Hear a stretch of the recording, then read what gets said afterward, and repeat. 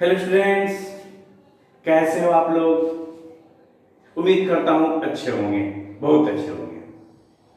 आज हम लोग एक ऐसा टॉपिक पढ़ने जा रहे हैं जिसकी जरूरत न केवल केमिस्ट्री बल्कि फिजिक्स और मैथ में भी है। यहां तक कि कोई भी सब्जेक्ट पढ़े, आप हिस्ट्री ज्योग्राफी भी पढ़ें तो भी इस टॉपिक की जरूरत हो सकती है या होती है। आज का जो टॉपिक है उसका नाम है ग्राफ। हमने इसके पहले वाले वीडियो में जब हम आपको राउल्स लॉ पढ़ा रहे थे तो ग्राफ खींचने की जरूरत पड़ी। उसी वक्त हमने आपसे कहा था कि छोटा सा वीडियो हम ग्राफ कैसे खींचे जाते हैं उस पर भी बनाएं। तो आज का हम लोग का क्लास वही है। ग्राफ बहुत छोटा वीडियो है, ध्यान दीजिए, आपको बहुत ही मजा आने वाला है। और चाहे विषय कोई भी हो, फिजिक्स हो, केमिस्ट्री हो, मैथ हो, इतिहास, भूगोल, कुछ भी पढ़ते हो, यहां तक कि आप टीवी के सामने बैठ के क्रिकेट देख रहे हो तब भी वहां पे ग्राफ खींचा जाता है। आपने देखा होगा कि पूरा 50 ओवर का जो मैच है आप एक बार देखते हैं, वो जो ग्राफ खींचते हैं और तुरंत पता लगा लेते हैं कि कौन से ओवर में ज्यादा रन लगा, कौन से ओवर में विकेट गिरा। ये है ग्राफ की खास बात। तो आंकड़ों को संक्षेप में व्यक्त करने का एक तरीका है। एक बार फिर से मैं आपको बता रहा हूं, जो डेटा होता है उस डेटा को संक्षेप में व्यक्त कर देने का एक तरीका है, मेथड है, जिसको हम लोग ग्राफ के नाम से जानते हैं। तो आइए समझते हैं क्या है ग्राफ। ग्राफ के बारे में कुछ भी जानने से पहले मैं आपको केवल एक सरल रेखा का ग्राफ खींचना सिखाऊंगा। आप ये जानिए, जैसे ऐसे कुछ लिखा हुआ है, मान लीजिए, तो ग्राफ में ये ऊपर जाना, इसको बढ़ना कहते हैं, इंक्रीज। ये हो गया। यहां से देखिए कुछ है, मान लीजिए किसी व्यक्ति की इनकम ही अगर ये दिखाया गया तो इनकम दिखाया गया कि देखिए कैसे इंक्रीज किया, फिर इंक्रीज करने के बाद ये डिक्रीज किया, फिर इंक्रीज करके और ये लॉकडाउन के क्रम में बिल्कुल कांस्टेंट रहा, फिर यहाँ पर धीरे धीरे डिक्रीज किया। तो याद रखिएगा, मैं आपको बताने की कोशिश कर रहा हूँ, जब आप लाइन ऊपर खींचेंगे मतलब इसका इंक्रीज होगा, नीचे खींचेंगे डिक्रीज, और पैरेलल खींच देते हैं जैसे एक्स एक्सिस के तो नो चेंज, कोई परिवर्तन नहीं। अब आते हैं जो हम लोग का मकसद है ग्राफ खींचना।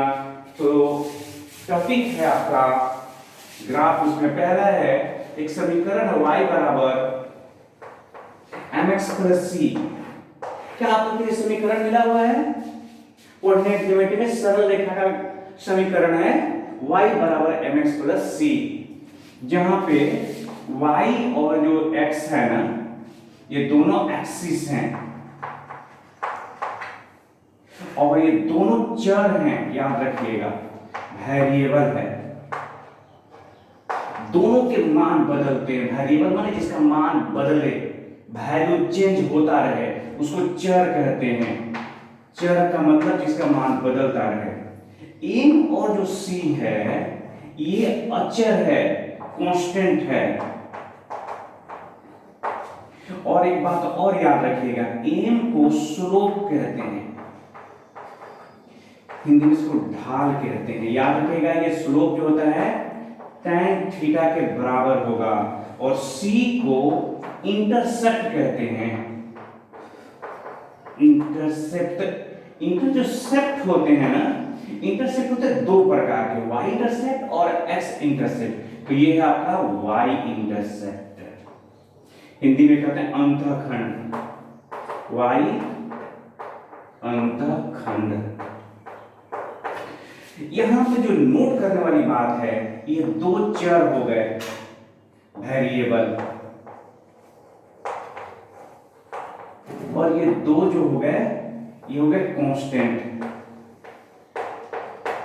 इस कांस्टेंट में से एक कांस्टेंट अलग है जिसका नाम होगा इंटरसेप्ट, y इंटरसेप्ट, और एक कांस्टेंट एक चर के साथ होगा, उसको m कहते हैं, स्लोप है वो, और ये है आपको tan थीटा के इक्वल टू। तो जो स्लोप होता है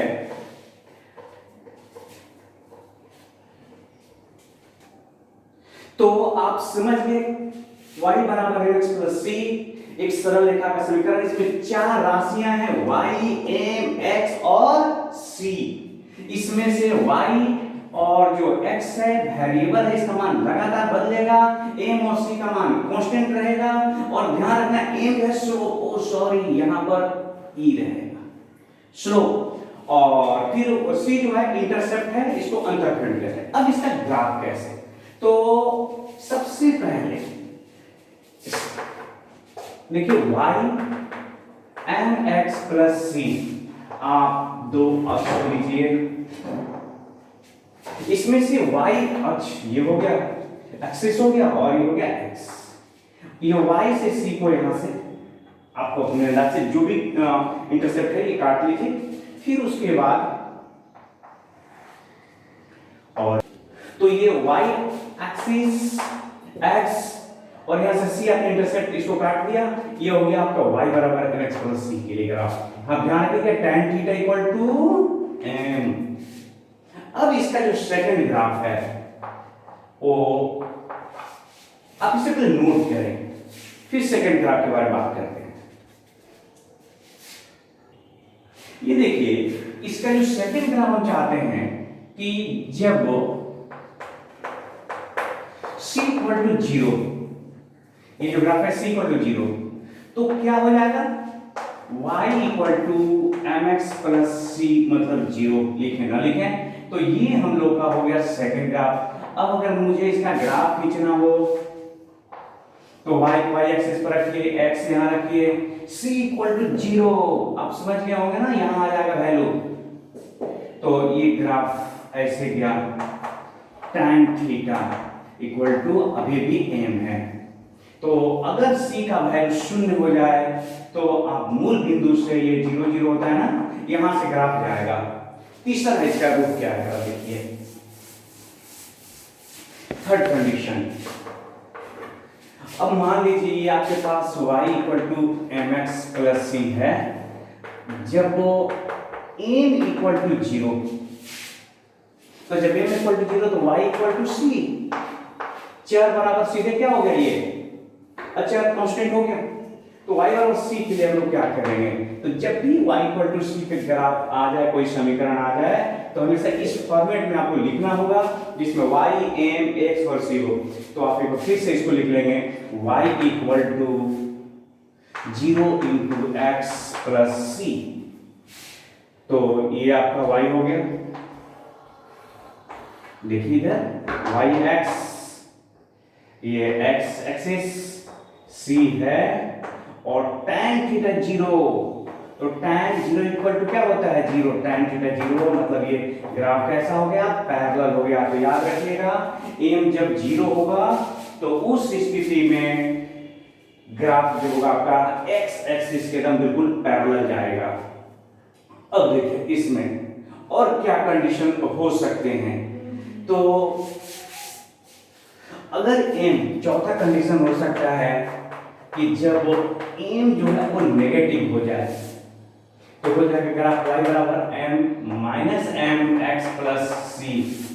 तो जब ये नेगेटिव हो जाए तो y ये x है, c तो है ही, ये चला आएगा नीचे की तरफ, tan theta equal to minus m। तो जब m पॉजिटिव था तो ग्राफ ऊपर की तरफ, नेगेटिव हुआ तो नीचे की तरफ। आप इसे समझ रहे हैं, ये चार जो आपने कंडीशन देखे हैं, इस पे सैकड़ों जो है की संख्या में 11 के फिजिक्स, 12 के फिजिक्स, 11 के केमिस्ट्री, 12 के केमिस्ट्री या अन्य विषयों में ग्राफ दिए गए हैं। एक दो उदाहरण से आपको समझा रहा हूं मैं, तो आप इसे पहले नोट करें।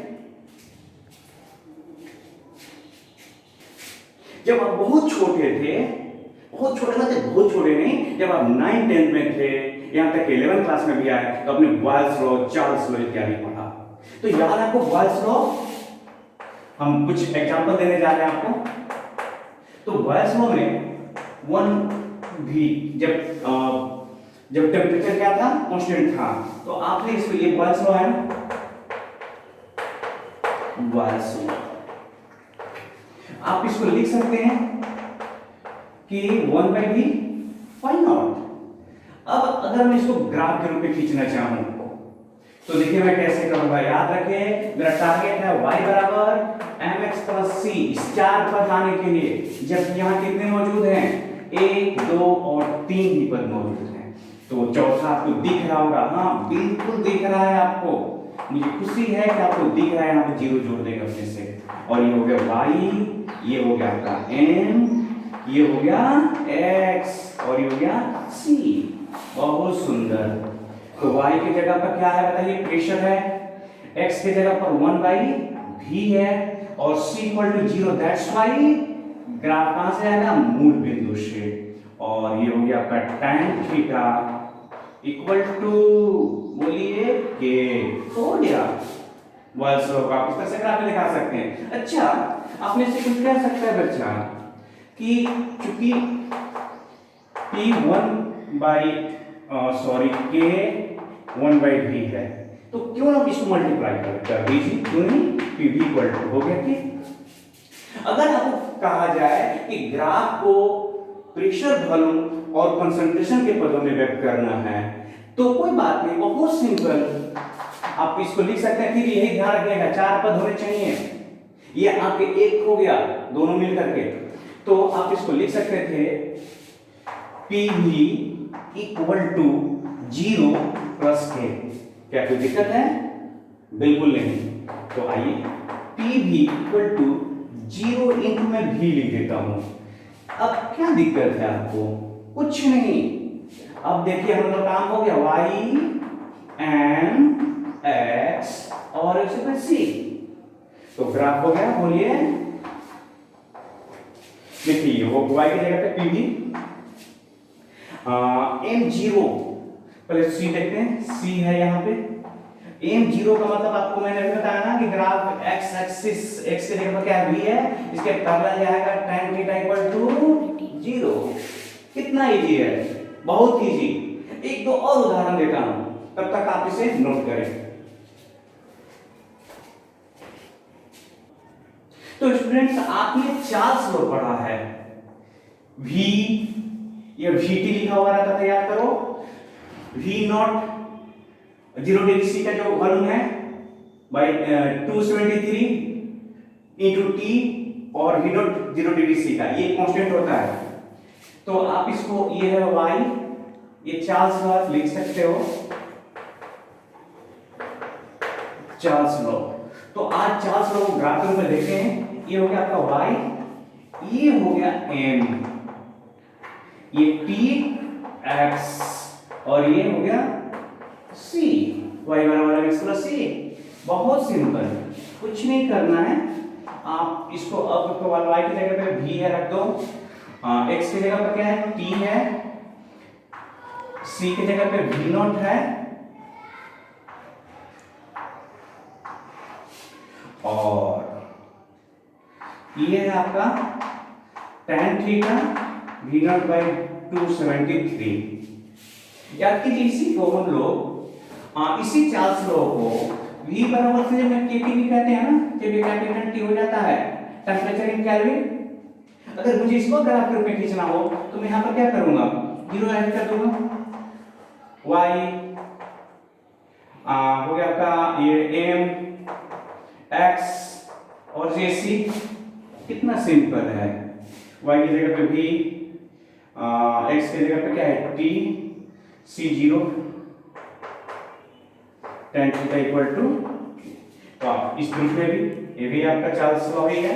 अब देखिए कल राउल्ट लॉ हम आपको बता रहे थे, तो राउल्ट लॉ के क्रम में आया था घटक का जो वाष्प दाब है, उसके आंशिक वाष्प दाब वो उसके मूल अंश के समानुपाती होता है। आप इसको ऐसे समझिए कि जो पीवी है डायरेक्टली प्रोपोर्शनल टू होता है काई बी। काई, इसको हम लोग बोलते हैं कंपोनेंट जो बी है उसका मोल फ्रैक्शन है। तो आपने लिख दिया PV equal to PV naught काई बी। अगर मुझे इसको ग्राफ के रूप में खींचना है तो बहुत बहुत बहुत सिंपल है। ये y है, ये आपका m है, ये x है और c कुछ नहीं है तो 0 है। और आपने कहा मैंने खींचा भी था पीए के टर्म में, तो पीबी हो गया, यहां पर हो गया काई बी और 0 है इसलिए मूल बिंदु से। इस तरह से यहाँ tan थीटा क्या किसके बराबर हो गया, तो m के, और ये है पी बी नॉट। आपको रॉड तो याद है, बिल्कुल याद होगा, RAOULT रॉड्स लॉ, यही तो है ना, यही तो हम लोगों ने बनाया था पीछे वाले कल मैंने प्रीवियस वीडियो। तो आपको इसका ग्राफ खींचना है, कितना सिंपल है सीख लेने के बाद ना। तो ये y ये हो गया आपका m, एक्चुअली कांस्टेंट है, तो मैं पहले यहां पर इसको भी कर देता हूं। ये हो गया आपका m, ये हो गया आपका x और ये तो c है ही, तो हो गया y की जगह पर p टोटल कुल दाब है और c की जगह पर pa नॉट, और फिर उसके बाद tan थीटा इक्वल टू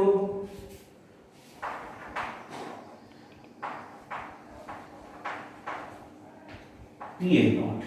कितना सिंपल है, इसी को दो ग्राफों को तीन को फर्स्ट सेकंड थर्ड करके एनसीईआरटी में मिक्स कर देता और आपके लिए समझना कठिन हो जाता है, लेकिन आप अगर अलग अलग करके देखते हैं देखिए कितना सिंपल है। तो इस तरह से आप ग्राफ की सहायता से जो सरल रेखा, ध्यान रखिएगा सरल रेखा का ग्राफ है, स्ट्रेट लाइन का जो समीकरण है y बराबर mx प्लस c, उस पर ही आधारित ग्राफ है। इसको अगर और जब आगे क्वेश्चन हम लोग देखेंगे उसमें लॉग लगाकर एंटी लॉग लगाकर के भी ग्राफ बनाए जाते हैं, लेकिन मूल कॉन्सेप्ट बस यही है। तो उम्मीद करता हूं आप समझ गए होंगे। फिर मिलेंगे हम लोग किसी दूसरी टॉपिक के साथ, तब तक के लिए जय हिंद जय भारत, अपना ख्याल रखिए।